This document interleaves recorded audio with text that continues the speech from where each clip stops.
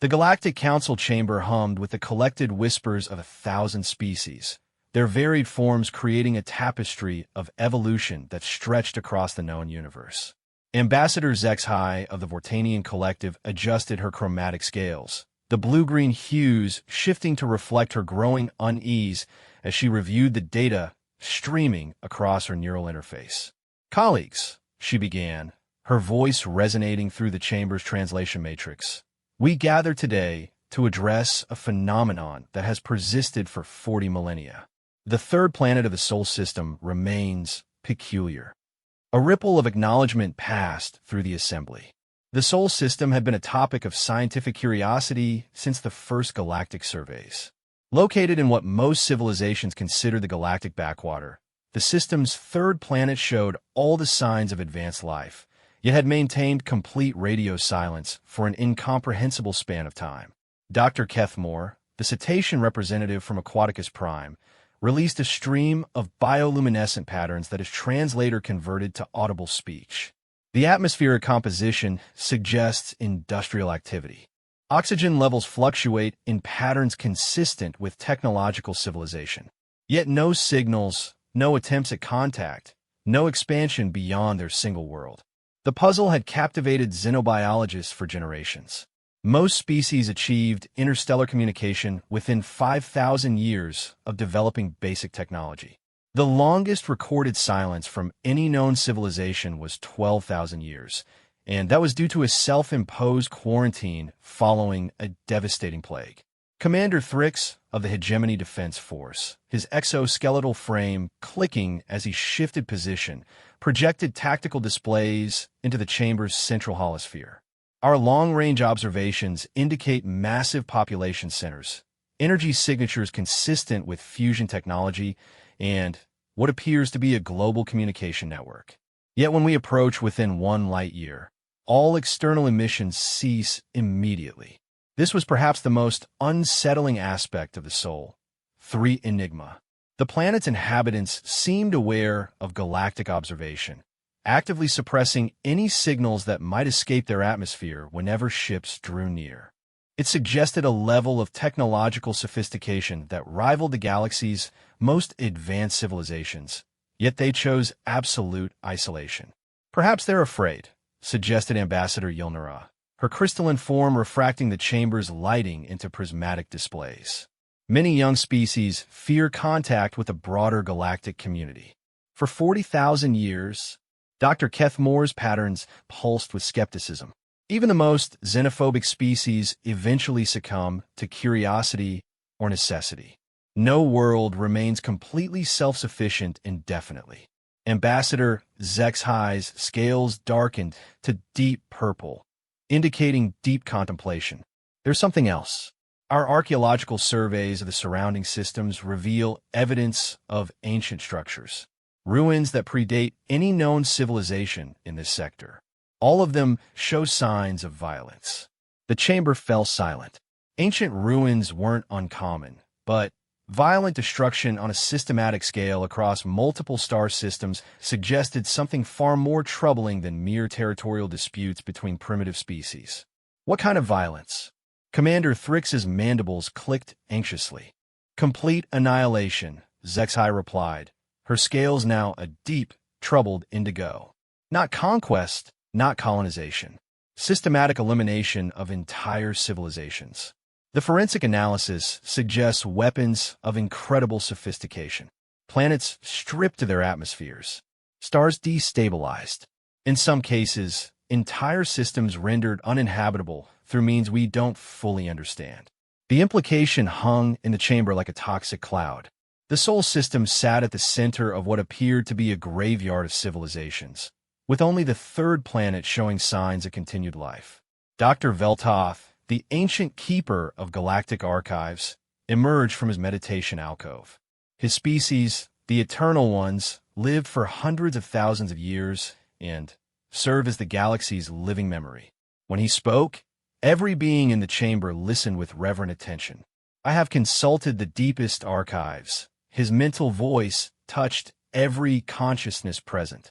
"There are fragments, references to a species that emerged from this region approximately 45,000 years ago. The records are incomplete, deliberately obscured, but they speak of a race that the galaxy came to call the Silent Ones. The chamber's atmosphere grew heavy with anticipation. They appeared suddenly, without warning or diplomatic contact. Their technology was unlike anything encountered before or since. They swept through the outer rim systems like a cleansing fire, leaving nothing but empty worlds in their wake. Then, just as suddenly, they vanished. Commander Thrix's tactical mind immediately grasped the implications. You're suggesting the inhabitants of Sol 3 are these Silent Ones? That they retreated to their homeworld and have been hiding ever since? It would explain the 40,000-year silence, Dr. Keth Moore observed. Perhaps they withdrew after their campaign of destruction. But why destroy everything and then stop? Ambassador Yilnara's crystalline form flickered with confusion. What could drive a species to such systematic violence and then complete withdrawal? Dr. Veltoth's ancient presence radiated uncertainty. The archives suggest they encountered something. The fragments speak of a great realization that caused them to cease their expansion and retreat inward. But the nature of this realization is lost to time. Ambassador Zexhi's scales shifted through the entire spectrum before settling on a deep amber that indicated decision. We cannot allow this mystery to persist. The Galactic Council has debated this question for centuries, while that world sits silent at our borders. I propose we establish a permanent observation post and attempt direct communication. Dangerous, Commander Thrix interjected. If these are indeed the Silent Ones, they possess technology that could threaten the entire galaxy. And if they're not, Zethai Jalen, then we're allowing fear to prevent contact with a potentially valuable member of the galactic community. Either way, we need answers. The debate that followed lasted for days. Species after species weighed in on the Sol 3 question. Some advocated for aggressive exploration, others for continued observation, and a few for complete avoidance. The Eternal Ones abstained, claiming the decision belonged to younger species who would live with its consequences. Finally, a compromise emerged. The Galactic Council would establish the Sol Observation Initiative, a joint scientific mission to study the system from a respectful distance, while attempting to establish peaceful communication. The fleet would consist of representatives from 12 major species, equipped with the most advanced communication arrays and defensive systems available. The mission would be led by Ambassador Zexhi, whose diplomatic experience and natural curiosity made her the obvious choice. Commander Thrix would handle security concerns, while Dr. Kethmore would lead the scientific investigation.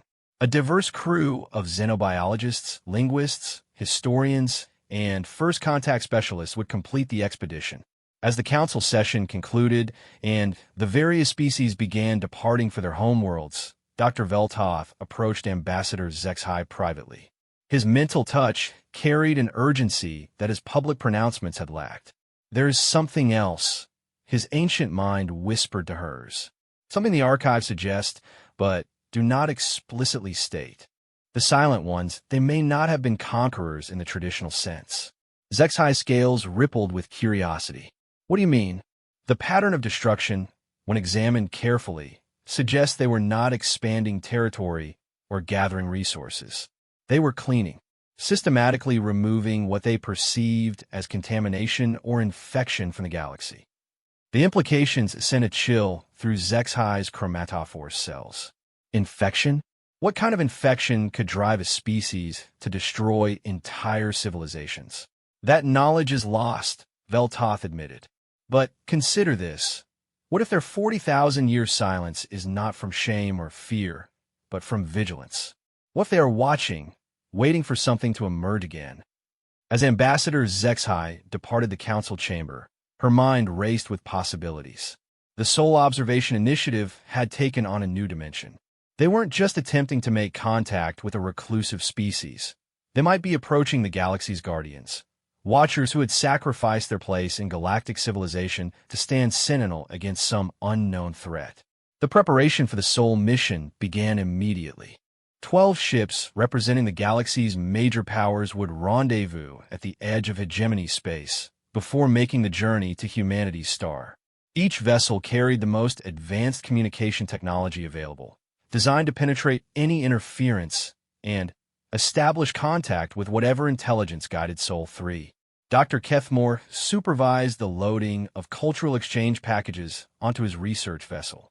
Art, music, literature, and scientific knowledge from dozens of worlds, all carefully selected to demonstrate the galaxy's peaceful intentions and rich diversity. If the Sol 3 inhabitants were indeed the legendary Silent Ones, perhaps exposure to the beauty they had fought to protect would convince them to end their isolation. Commander Thrix took a different approach, ensuring his escort vessels carried the most sophisticated defensive systems in the hegemony arsenal. Not weapons of aggression, but shields and countermeasures designed to protect the diplomatic fleet should their reception prove hostile. The balance between preparation and provocation required careful consideration.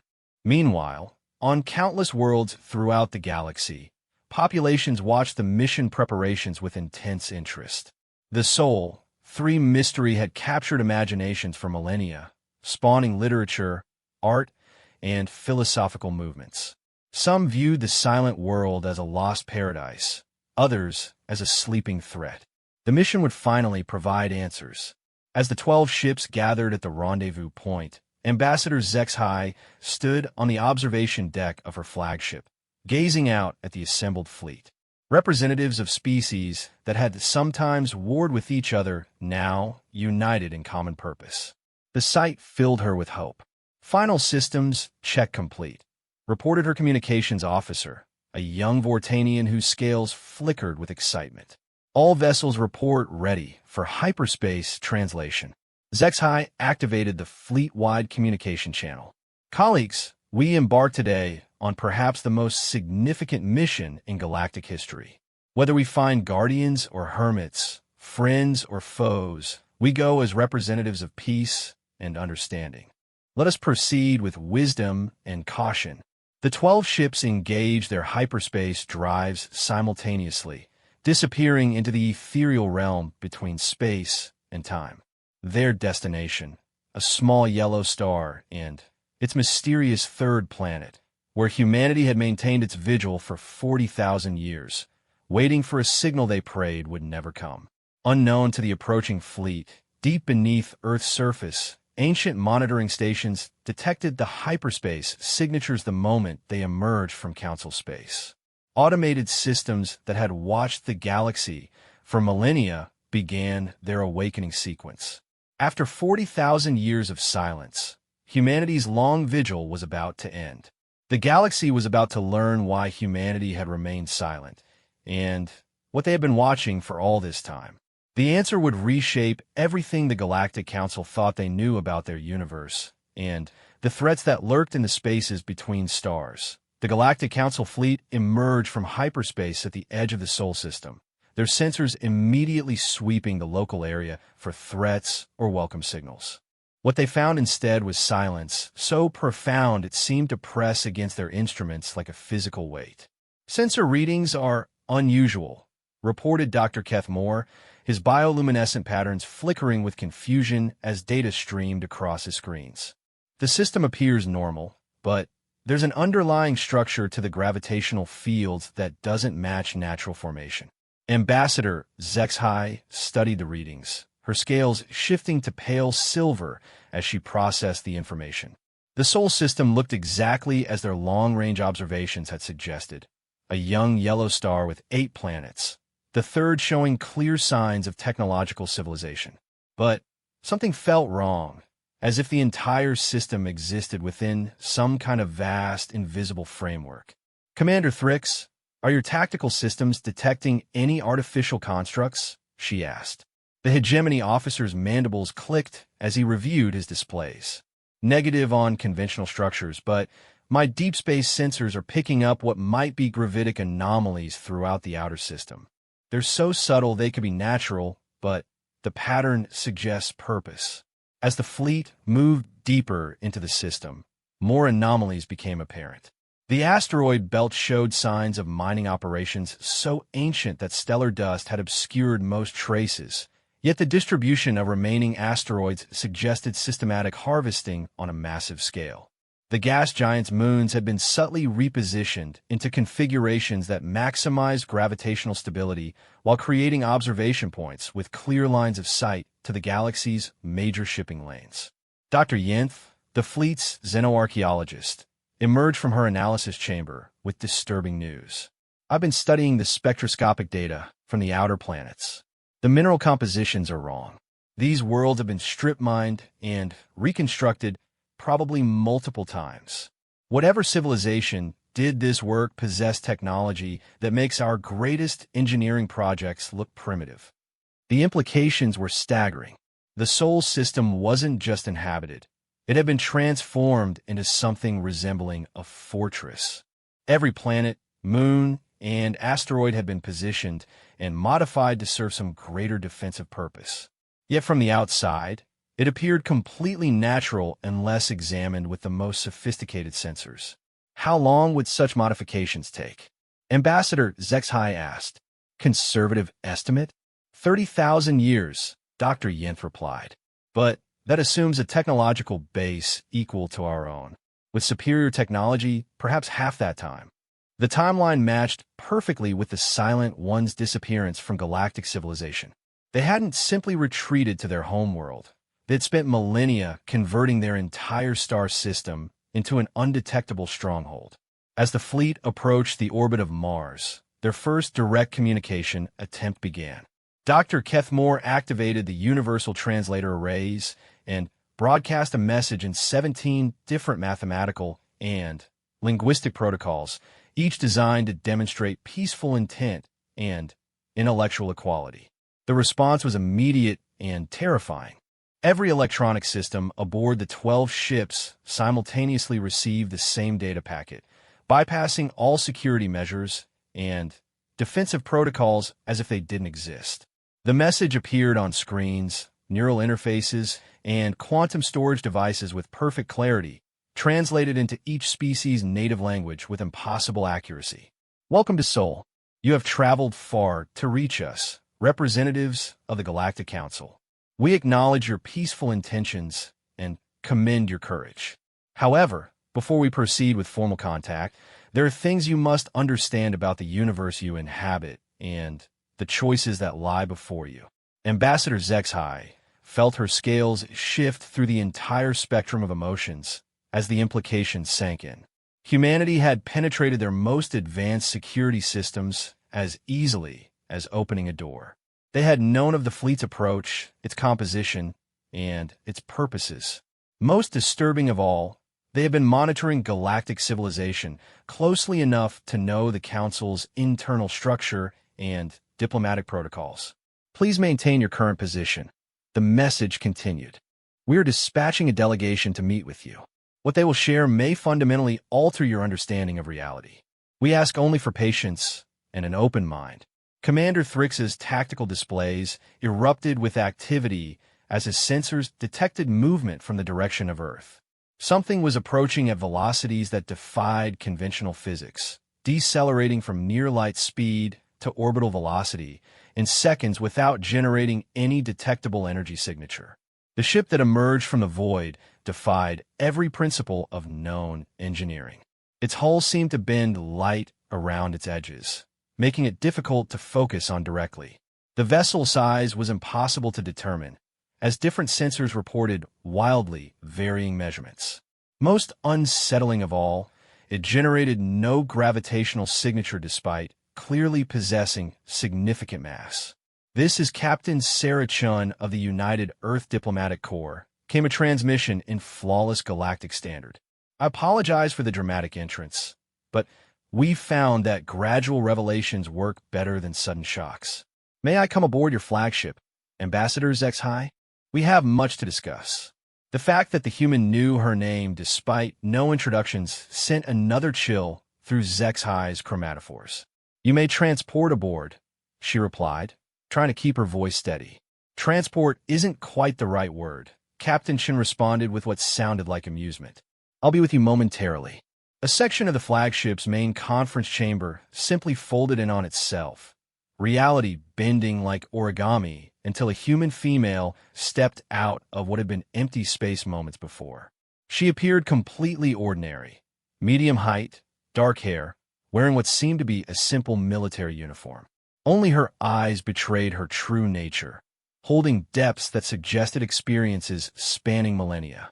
"Thank you for agreeing to meet with me," Captain Chen said, settling into a chair that materialized beneath her. "I know this is overwhelming. 40,000 years is a long time to remain hidden, and we've grown quite good at it." Ambassador Zexai struggled to find words.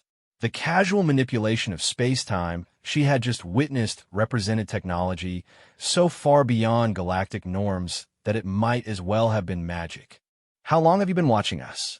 "Since we first detected your civilizations developing interstellar travel," Chen replied. "We've maintained observation posts throughout the galaxy, always careful to remain undetected. Your species' progress has been encouraging." Dr. Kethmore's patterns flashed with indignation. "Encouraging? You've been spying on us for millennia without consent or contact." Captain Chen's expression grew somber. "We've been protecting you, all of you, from something far worse than anything your species have encountered in recorded history." She gestured, and the conference chamber's walls became transparent, revealing not the starfield outside, but a three-dimensional map of the galaxy. Red zones spread like infection across vast regions, areas that Zexai recognized as the so-called dead sectors that all spacefaring species avoided. 45,000 years ago, Chun began, humanity achieved interstellar travel and began exploring the galaxy with the same enthusiasm and wonder that drives your species today. We encountered dozens of civilizations, established trade relationships, shared knowledge, and culture. For nearly 5,000 years, we were active members of what you might call the first galactic community.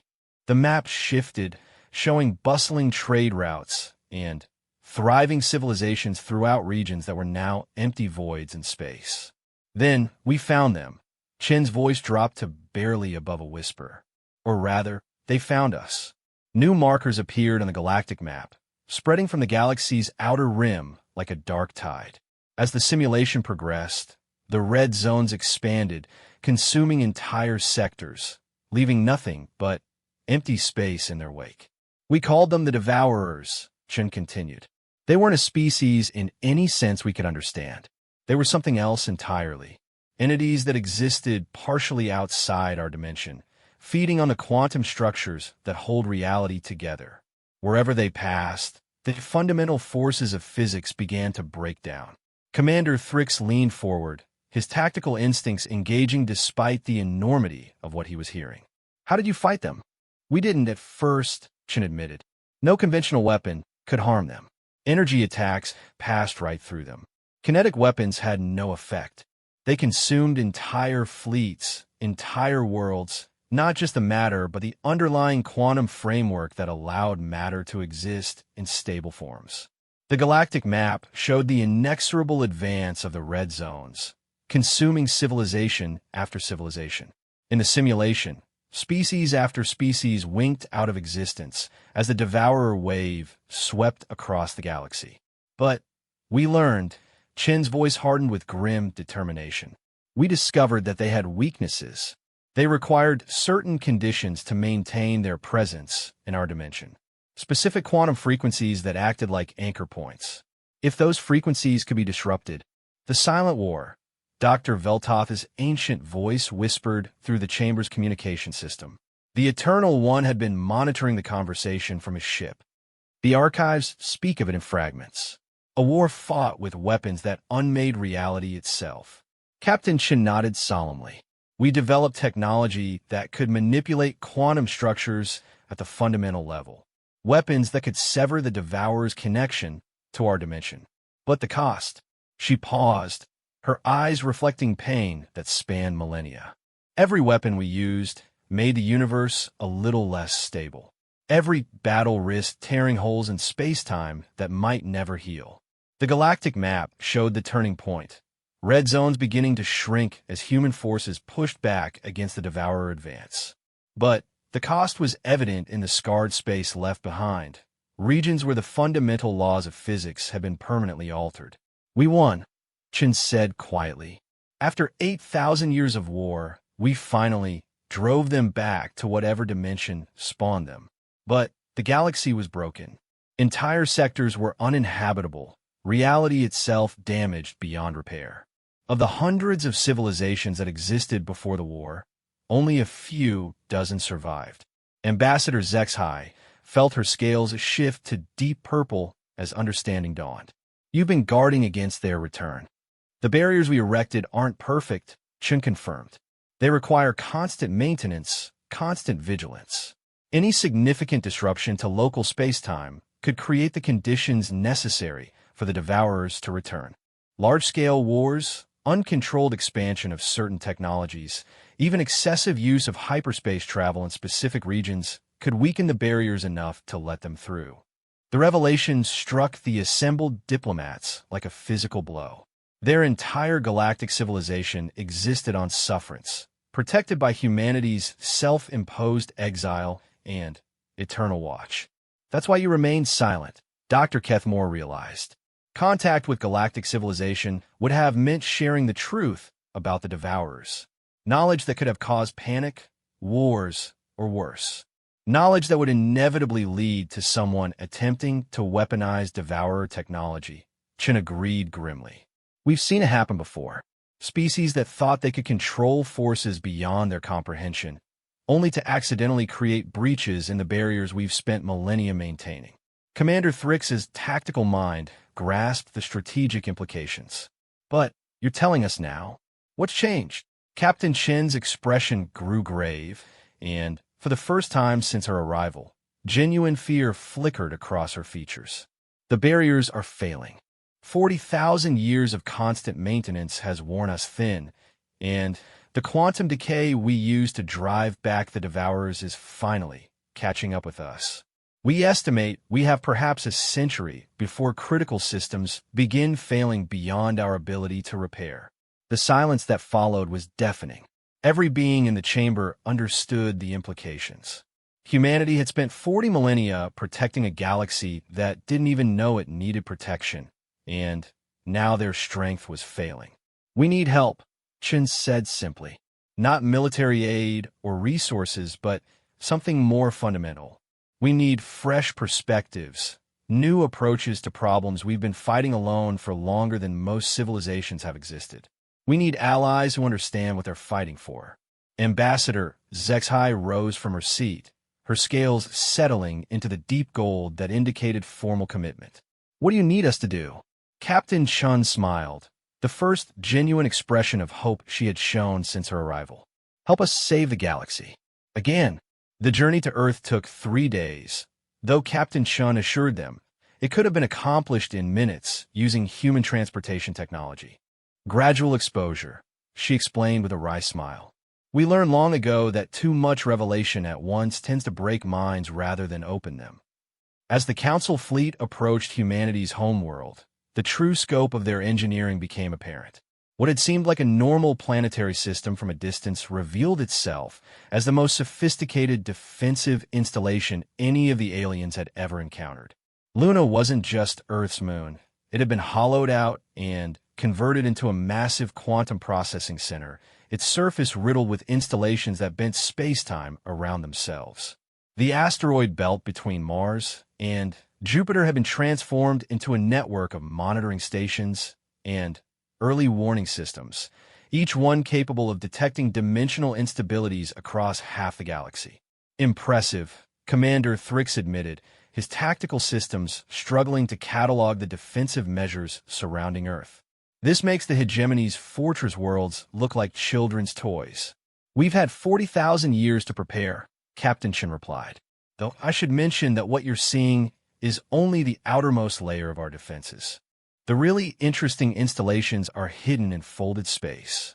Dr. Kethmore's bioluminescent patterns flickered with scientific excitement despite the gravity of their situation. The quantum mechanics involved. How do you maintain dimensional stability across such a large area? That's exactly what we need to show you, Chen said. Understanding the physics is crucial if we're going to work together to maintain the barriers. Earth itself was a study in controlled contradictions. From orbit, it appeared to be a thriving world with billions of inhabitants, vast cities, and active industrial centers. But as the fleet descended through the atmosphere, the aliens began to notice oddities. The cities were too perfect, their layouts following mathematical principles that optimized both human habitation and quantum stability. The wilderness areas weren't random. They were carefully maintained zones where reality remained completely unmodified, serving as anchor points for the vast defensive grid. How many humans are there? Ambassador HFY asked as they flew over what appeared to be a metropolis housing millions. Currently, about 12 billion, Chin replied, though that number is misleading. Many of our population centers exist in pocket dimensions where time flows differently. We've been very careful about population control and resource management. The landing site was a vast complex built into the side of a mountain range that definitely hadn't existed in the geological surveys the Council had conducted from long range. As their shuttles touched down, the aliens realized they were entering humanity's primary command center for their 40,000-year vigil. General Harrison Blake met them at the landing platform, a man whose apparent age was difficult to determine, but whose eyes held the weight of centuries. Behind him stood representatives of humanity's various specializations: quantum engineers, dimensional theorists, barrier maintenance specialists, and what Captain Chin introduced as Watcher crews, humans who had spent lifetimes monitoring the deep void for signs of devourer activity. "Welcome to Earth," General Blake said, his voice carrying an authority that came from commanding the most important military operation in galactic history. "I know this is overwhelming, but we don't have the luxury of gradual revelation anymore. The situation is deteriorating faster than we anticipated." They were led into the mountain complex through corridors that seemed to extend far deeper than should have been physically possible. Dr. Yenth, the fleet's xenoarchaeologist, ran her sensors along the walls and gasped at the readings. "These tunnels exist in 17 different dimensional phases simultaneously," she whispered to her colleagues. "The structural engineering alone represents technology thousands of years ahead of anything in the galaxy." The main command center was a vast chamber that existed primarily in folded space, containing monitoring stations for every major star system in the galaxy. Holographic displays showed real-time data from humanity's hidden observation posts, quantum flux readings from the barrier network, and, most disturbingly, a slowly growing collection of red warning indicators. "This is the heart of our operation," General Blake explained, gesturing to displays that track the movement of cosmic forces beyond normal comprehension. "For 40 millennia, we've maintained watch from this room and others like it. Every day, every hour, monitoring the barriers that keep the devourers locked away from our reality." Dr. Elena Vasquez, one of humanity's leading quantum theorists, stepped forward to address the alien delegation. Her appearance was deceptive. She looked no older than 30, but her credentials indicated she had been working on barrier technology for over 800 years. "The fundamental problem," she began, her words automatically translated for the diverse audience, "is that the weapons we use to drive back the devourers created permanent instabilities in space-time. Think of reality as a fabric, and imagine we had to cut holes in it to prevent something worse from spreading. Those holes never heal naturally. They require constant energy input to prevent them from expanding." She gestured to a three-dimensional map of a galaxy, showing the barrier network as a web of interconnected energy fields spanning thousands of light years.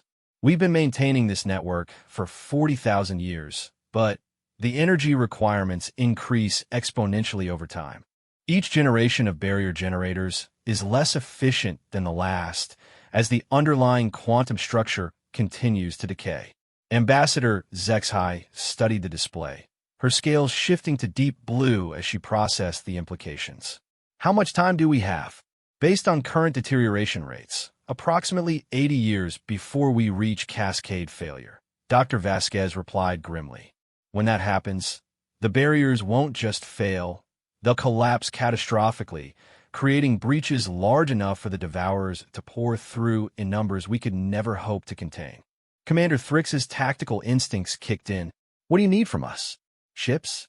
Weapons? Industrial capacity? General Blake shook his head. Military assets won't help us here. What we need is something we've lost after 40,000 years of isolation: diversity of thought. We've been approaching this problem the same way for millennia because we've been the only minds working on it. We need fresh perspectives, new approaches to quantum mechanics, different ways of thinking about the fundamental nature of reality. Dr. Kethmore's patterns brightened with understanding. You need the combined scientific knowledge of the entire galaxy. More than that, Captain Chun interjected. We need the galaxy to understand what it's facing. Because even if we find a solution, implementing it will require cooperation on a scale that's never been attempted in galactic history. She led them to another section of the command center, where a massive holographic display showed the current state of galactic civilization. Thousands of species, millions of worlds, countless individual civilizations pursuing their own goals with no awareness of the existential threat lurking just beyond the barriers. The solution we're proposing isn't just technical, Chen explained. It's civilizational. We need to transform the entire galactic community into a unified defense network. Every spacefaring species contributing their knowledge, their resources, their unique perspectives to maintaining the barriers. The magnitude of the proposal struck the alien delegation like a physical force. What humanity was suggesting would require reorganizing galactic civilization at its most fundamental level, convincing thousands of diverse species to work together on a project they barely understood against a threat most of them had never heard of. How do we even begin such an undertaking? Ambassador Zexhai asked, her scales cycling through colors that indicated both determination and overwhelming uncertainty. Carefully, General Blake replied. We've been planning this for centuries, waiting for the right moment to reveal ourselves. The first step is expanding the inner circle. We need representatives from every major species to understand the full scope of the threat and the proposed solution.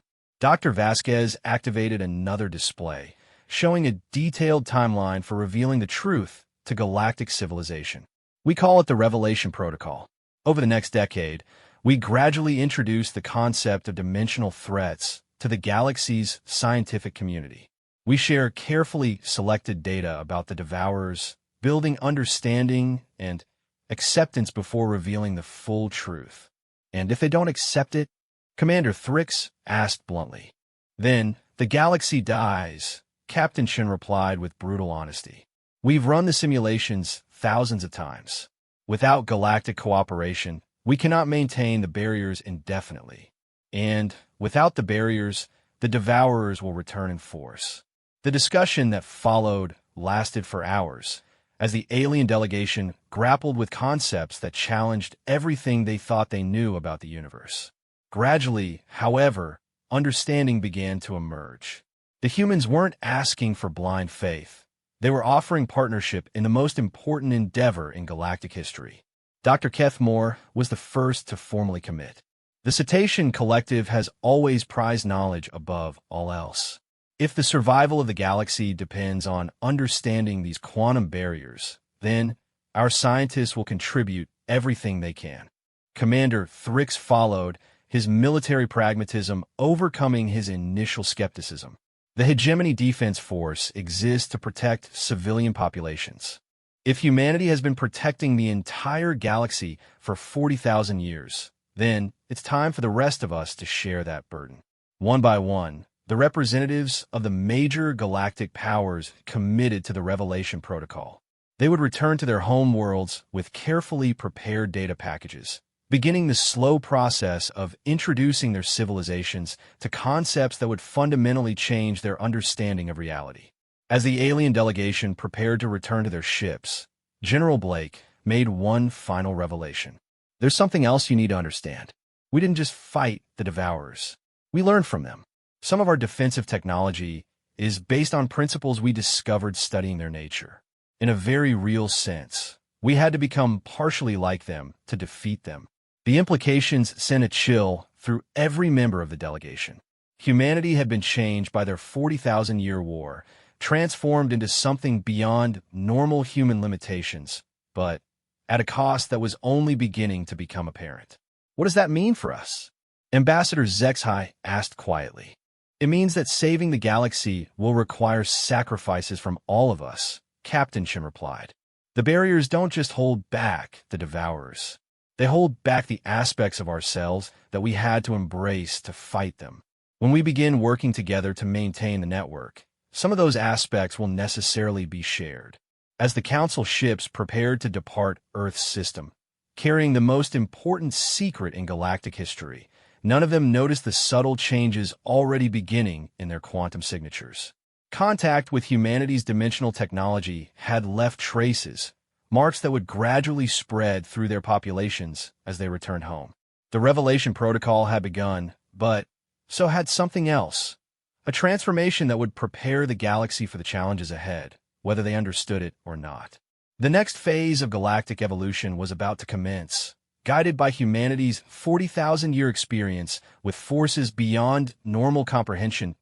18 months after the first contact with humanity, the Galactic Council convened an emergency session as reports flooded in from across known space. The Revelation Protocol was proceeding exactly as planned, but the galaxy's reaction was far more complex than anyone had anticipated. On Vortani Prime, Ambassador Zexhai stood before the Combined Scientific Assembly, her scales cycling through colors that reflected her deep unease.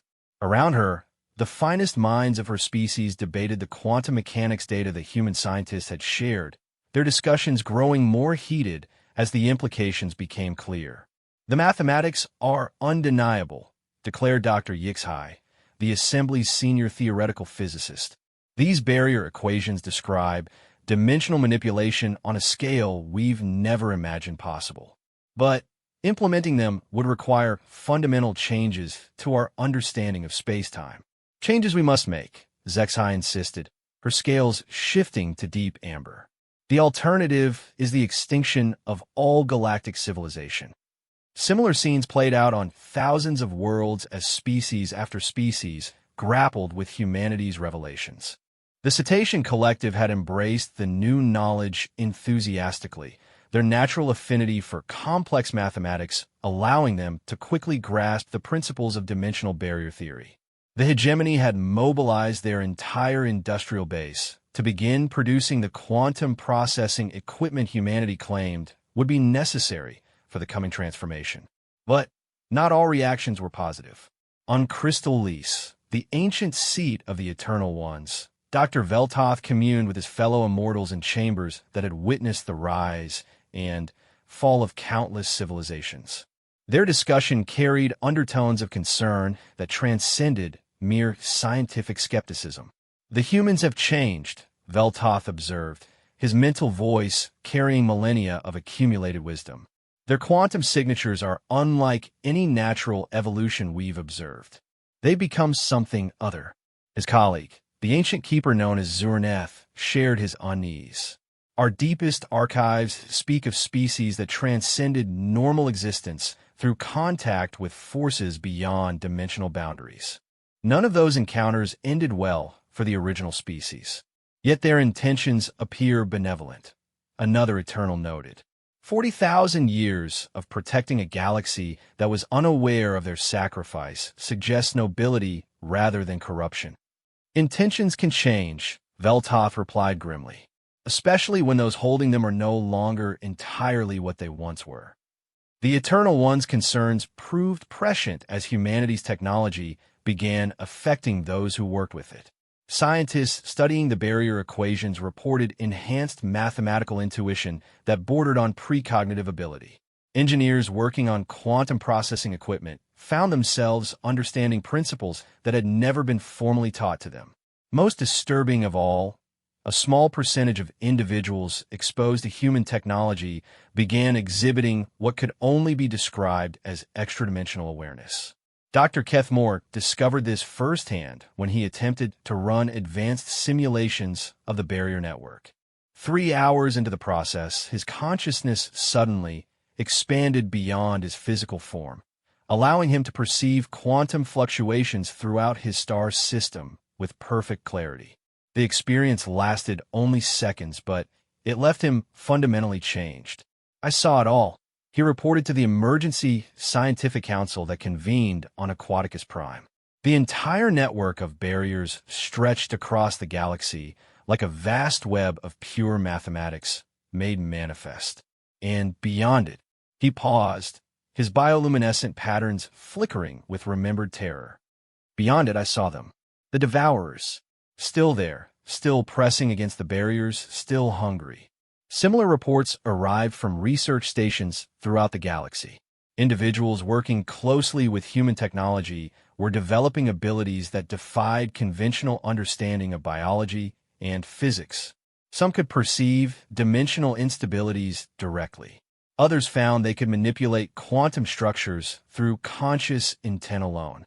A few began exhibiting the same temporal distortion effects that allowed humans to live for millennia.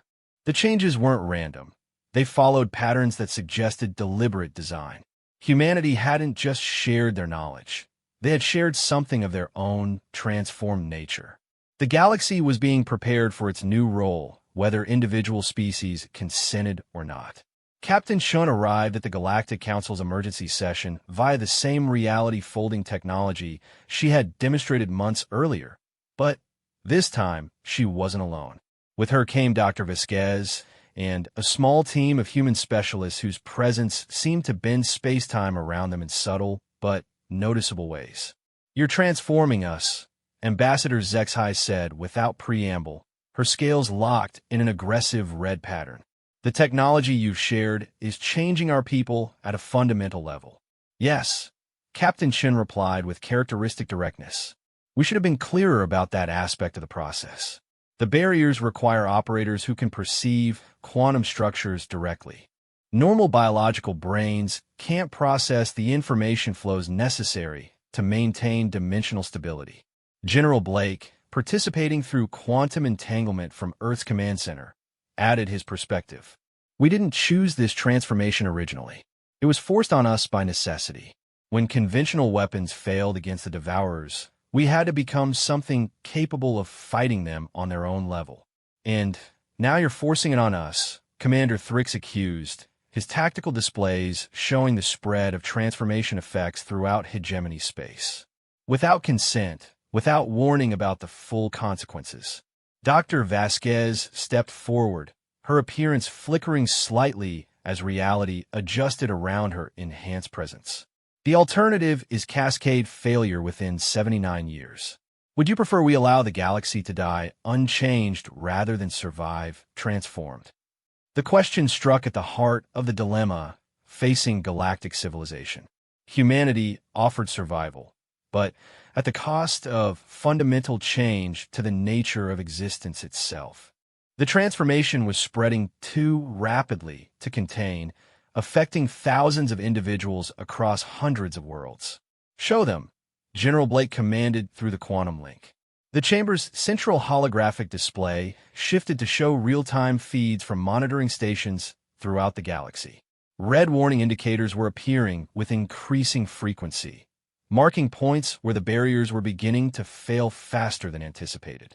The countdown to cascade failure had accelerated dramatically. 63 years, Dr. Vasquez announced grimly. "The process is accelerating beyond our worst projections. The barriers are breaking down faster because the transformation of galactic consciousness is destabilizing the quantum foundations they rest on." The revelation sent shockwaves through the assembled delegates. Not only were they being changed without consent, but the very process of change was hastening the crisis they were meant to address. Dr. Veltoth's ancient presence suddenly manifested in the chamber, his mental voice carrying unprecedented urgency. "The archives speak clearly now. This is how the first galactic community died. Not from external invasion, but from transformation imposed by those who believed they were saving it." Captain Shun turned to face the Eternal One's projection, her eyes reflecting depths that span dimensions. "The first community died because they rejected the transformation when it was offered freely. They chose extinction over evolution. We're not making that mistake again. You're not offering choice, Ambassador Zexai protested. You're imposing change and justifying it with necessity. Because necessity doesn't care about choice, Chen replied, her voice carrying harmonics that seemed to resonate in multiple dimensions simultaneously. The Devourers don't negotiate. They don't compromise. They consume everything in their path, and they're coming whether we're ready or not. The debate that followed was unlike anything in galactic history. Species that had coexisted peacefully for millennia found themselves fundamentally divided over the question of enforced evolution versus voluntary extinction. Some embraced the transformation, seeing it as the next stage of galactic development. Others resisted it, viewing humanity's actions as conquest disguised as salvation. The hegemony's response was characteristically military.